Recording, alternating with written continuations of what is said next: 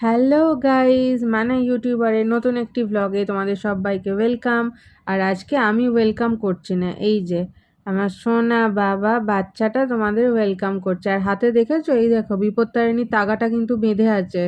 এটা দিদুন পাঠিয়েছিল, ও হাতে বেঁধে নিয়েছে, ঠাম্মিকে পড়তে দেয়নি, নিজেই বেঁধে নিয়েছে।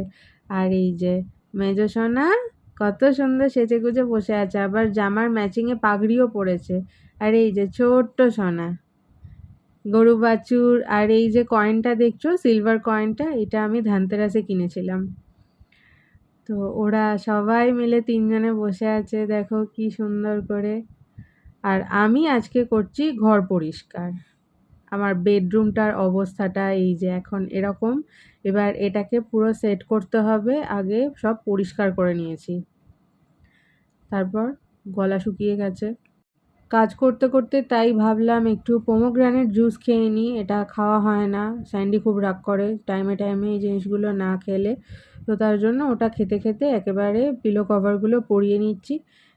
কাজ করতে করতে আজকে এত হাঁপিয়ে গেছি যে মনে হচ্ছে এবার শুয়ে পড়ি, কিন্তু একটুও ভালো লাগছে না। আজকে ইভেন ড্রেসিং টেবিলটাও আর ক্লিন করা হলো না, ভালো লাগছে না, ওটা ওইভাবেই থাক। আমি আর আজকে কিচ্ছু করব না, জাস্ট এবার বেড কভারটা না পাতলে নয়, তো সেটুকু করতে হবে। তারপরে আমি বসে থাকবো চুপ করে, আর ভালো লাগছে না। খাটের তলা থেকে এত ঝুল বেরিয়েছে, সব কি করে খাটের তলায় ঢুকে যায় আমি জানি না। আমি কিন্তু ফ্যান অফ করেই সমস্ত কিছু করি, কিন্তু তবুও সব চলে যায় খাটের তলায়।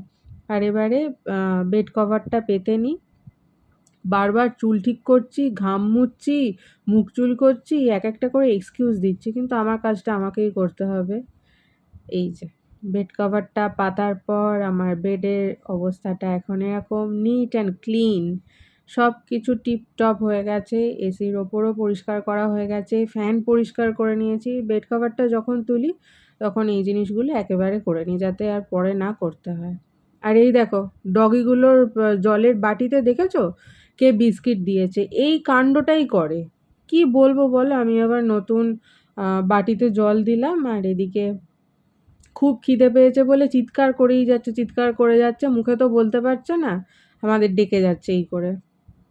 ওদের আবার বিস্কিট দিলাম, ভেঙে ভেঙে দিই, না হলে ওরা না খেতে পারে না ভালো করে। এই দেখো ওরা খাক। আর জলের বাটিটা স্যান্ডিকে বলি রোজ তুলে দিতে, ও কথা শোনে না, ওইভাবেই রেখে দেয়।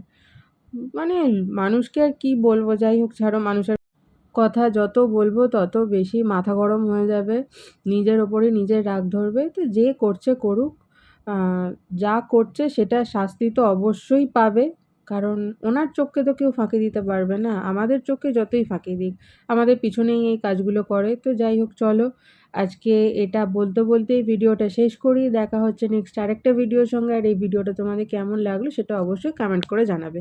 দেখা হচ্ছে নেক্সট একটা ভিডিওতে। টাটা।